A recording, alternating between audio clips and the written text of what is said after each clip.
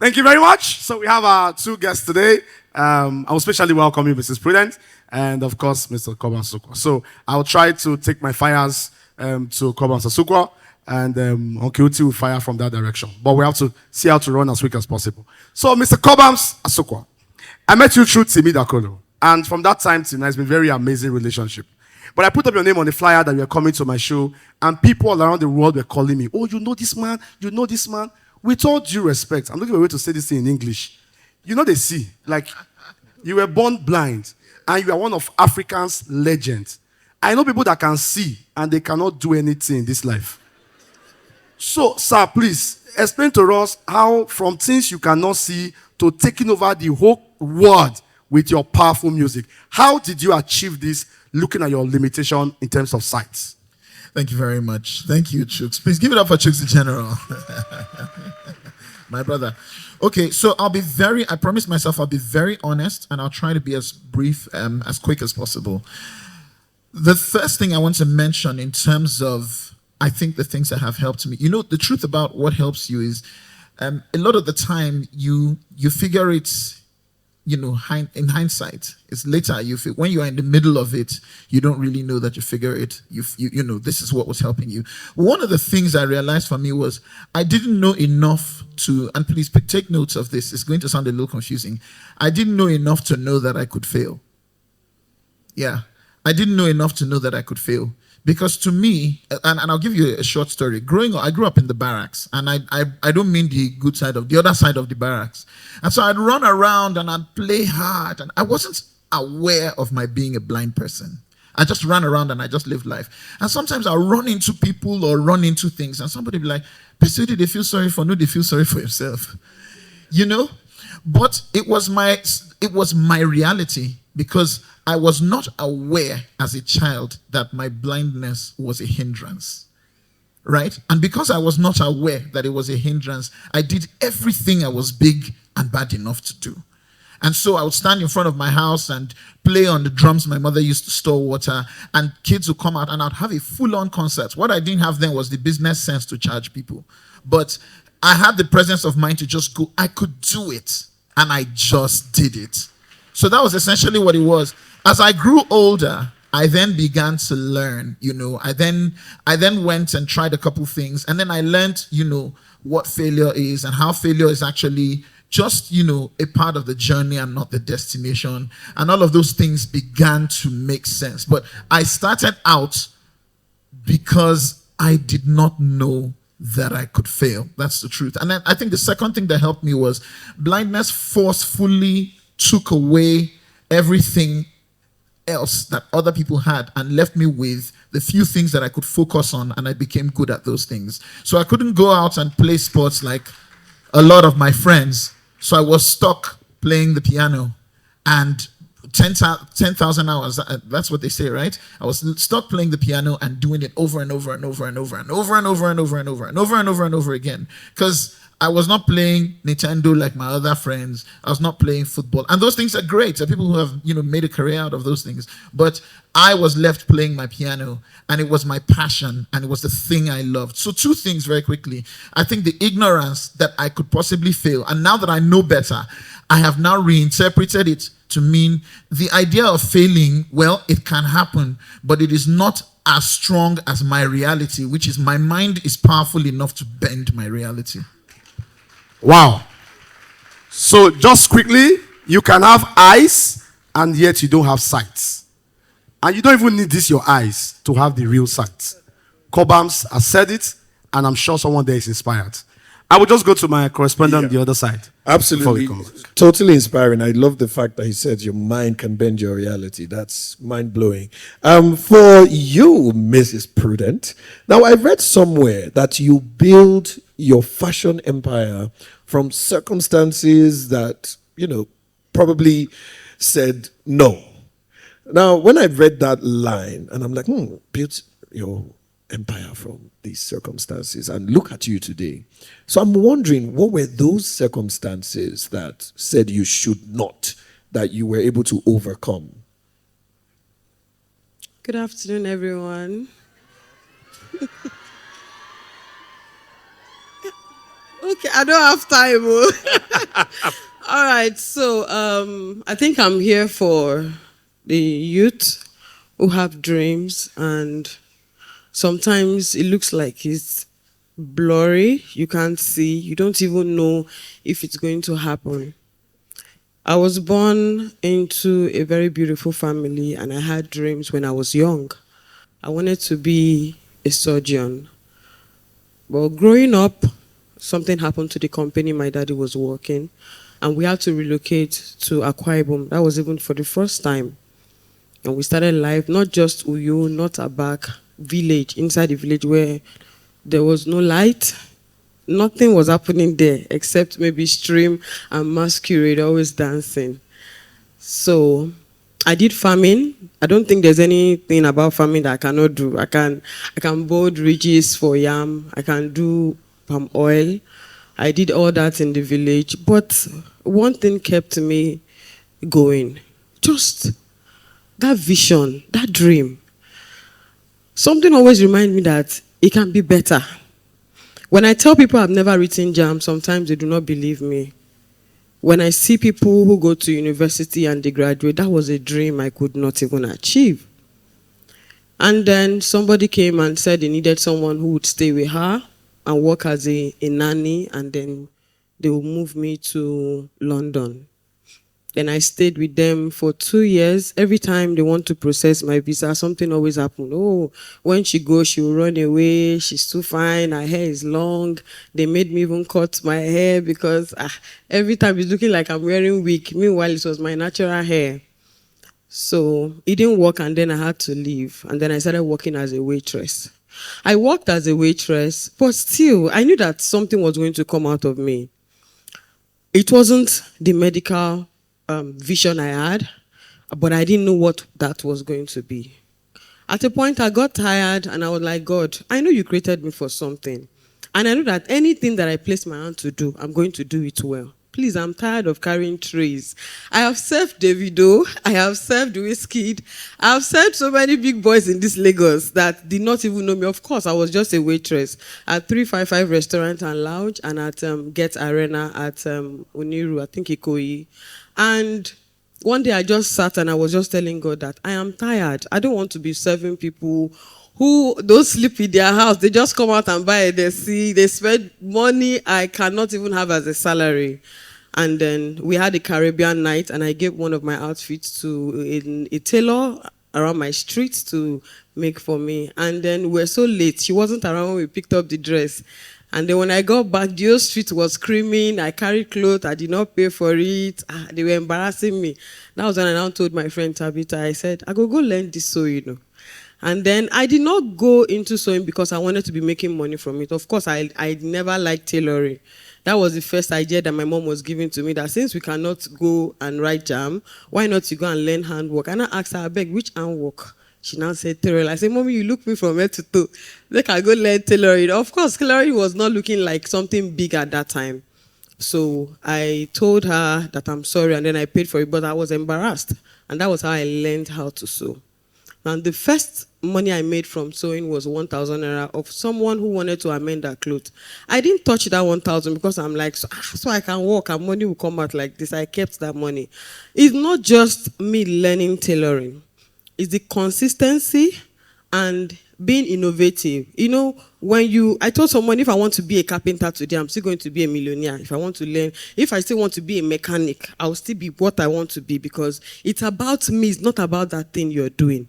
Because sometimes you see someone doing the same thing you're doing, and maybe you want to do it because everybody's doing it. No, don't do it. Search yourself and see how you can handle things. I tell my staff, not everybody will be an entrepreneur, except I don't know, if you're ready to run mad, then you can be an entrepreneur. So that really helped me. And yes, it was challenging because I didn't start with any capital. There was no capital. So when I hear people say it's not consistency, it's money, trust me, there was no money. The first people I taught how to sew, I was teaching people how to sew for free because I had people in the house. I'm like, come and learn how to sew, because I told myself the day I will know this thing, I'm going to teach people till they are tired. So One day, my brother now spoke to me and he said, Prue, this thing you are teaching people for free, why not just make money from me? I said, I should collect money from people. He said, yes, now. Then I started charging people. In fact, I would tell them, whatever you have, you pay. And when I pay, I buy iron. When they pay, I buy one machine. My students insulted me from the beginning. I cannot use industrial machine. I'm using manual machine. I cannot buy AC. I'm using fan. And I kept on chesting it. That's why I said, if you're not strong, you cannot be an entrepreneur. So when you know who you are, nothing will shake you in this life. Thank you. Well, I mean, a round of applause. Come on, that was absolutely inspiring. And if you notice one thing, she just validated that statement I made about process. Process. God is in the process. Back to you, my friend. Okay, so we take maybe 2 more quick questions so we can close this fireside. First, let me take my first out of the 2. For some people here, is that I was born in the village. For some people, I have very poor background. For some people, is that I'm a nobody. For some people, I don't know the governor. I don't know the minister. For some people, it's different reasons. But for you, the world already minused you. Like, there's a reason why the world will say not Cobhams. There's a reason, obviously. But why did you choose to pursue music full time? Looking at this condition you are in that would have prevented you from being accepted by the world and from even doing well in your field. What's the push? What's the drive? So you see, I learned something early in life, and that thing is this, right? You're not going to go to jail for making excuses. Nobody will send you to jail for making excuses. But what will happen? As a matter of fact, there are people who will agree with you and your excuses. Tell your little story. So I was an A student in primary school, secondary school. I was representing my school, flying out, to London, doing all kinds of things, And then I was going to study law, but it was becoming pretty tricky in the university in Nigeria and all that. And I was trying to figure out my life. And during a very dark time, just because I had done well, it was important to me to sort of posture as someone who was still doing well. And so I'd be having conversations with people and they'd ask me, so what are you doing now? And I'd be like, so yes, I'm doing this and that. And, and I had the gift of talking, obviously. So I would lay out this fantastical plan that made it sound like I knew what I was doing. Very soon, I was not afraid of the people who were like, oh, wow, are you sure this is going to work? I was afraid of the people who kept quiet and said nothing. Because by the time I laid out my fantastical plan and they just did, I went back and I said to myself, who are you really lying to? I began to question. I was like, who are you really lying to? This is about your life at the end of the day. Any excuse you make, you've already made name for yourself, from primary and secondary school, very quickly you become a has-been. And that made me speak to myself and say, you know what? I'm going to go out there. I'm going to work 5 times as hard because I realized that I had a musician, a popular musician who I'm friends with today. Don't worry, it's not Imi Dakolo. This person kept me in the studio when I was starting for like 16 hours and didn't show up for a session because he found out in the middle of everything that his producer was a young blind student. Do you understand? And so for me, I realized that I had to work 3 or 5 times as hard as anyone else to prove myself. So I think one of the things, when you talk about, I was acutely aware of the fact that I was not the one that was going to get the chance. But the only way I was going to make sure that that chance was going to come to me was I was going to be the damn best at whatever it was I did. To the point where if you heard me, you didn't hear that he was blind and you gave him a consideration for it. You heard that he was the best and that was why you gave him a consideration. And that was pretty much one of the reasons why I got to make, Catch Cold with Maintain. I was 21 in the studio and they had something else I was working on and they were like, we want to work with this guy. And after that, the next year we did Live in India, and after that I did Phase, and after that, and because of that, between then and now, I've worked with not only the OGs in the industry, but from King Madi to Adekunle Gold to Davido to Timmy, and I just put out Brotherly. Shout out to my brother Timmy. me. And it just continues. But I think all of it comes from the fact that I recognized that this thing was not going to be handed to me. And the way I was going to take it by force was not in sitting in my reality, quote unquote, of being blind, but actually being the best to the point where by force I was going to be recognized. So I think it was being aware of that. You have to just be the best in what you're doing. Young The best, people, just like she said, if I was going to be a plumber, I would have been the best. It didn't matter, just like Prudence said. Whatever it was I was going to do, I was going to be the best at it, period. no, Period per. no. Clock it. Uti, I was okay with every example Cobans would have given. Which one is plumber again? How will you fix it? Just let's leave that. Baba, if I show you the things I can do. Oh yeah, well, I think we'll talk about that after I Uti's know question. I know. See, the things I know about plumbing. I know about turbulent and laminar flow. I know about streamline. I know about elbows. I know about flexi pipes. I know about. So if I'm talking airplanes, I know about avionics. I know about TCAS. I know about. So I'm determined to be the best. It doesn't matter which topic. I'm absolutely determined to be the best. And ladies and gentlemen, that is how you put your enemies to shame. Absolutely inspiring. All right. Now, Prudent. Now, I need to ask you, and this is like a two-sided question, right? So, there is no entrepreneur in here today that would not come to us to complain about how their staff or their prodigies or whatever have taken them for granted or disrespected them or used them or just simply been ungrateful. However, you opened up this academy for young and aspiring designers. Why did that mean so much to you? How were you able to chest all of this? Did you face those challenges of, your students being ungrateful and being rude and whatnot? And why do you keep doing this? Because every year you keep empowering new designers. Well, so every year, like he said, I give scholarship to 6, 7, sometimes 10 people. And you know that each of the scholarship is like 3 to 4 million naira. And this was what I already told myself that I was going to be doing every year when God made me successful. Now, when you employ somebody to work with you, you don't treat them. I think Chinese even pamper their robots. When you work with people, remember that they are human. And not everybody is going to work with you forever. Some people are afraid of training other people because they feel like they are going to take their customers from them. That means you still don't know who you are. I have trained more than 5,000 people. And I tell them, I want you, when you grow, you'll be bigger than me. People always say, why do I make that prayer that all my students are not? I said, because if you meet me in level 1, by the time you come back tomorrow, you will see me in level 7. That means I am not staying one place. So by the time my students will get to that point of that prayer point I made, I must have moved to another level. So you shouldn't be afraid of who is going to stay and who is going to leave you. Everybody wants to be an entrepreneur until they start becoming the CEO and they start seeing that, oh, it wasn't easy for you to actually run a business. Train the people you want to train. Help the people you want to help, even when they are ungrateful. Of course, a lot of people have made me regret helping them, but you guess what?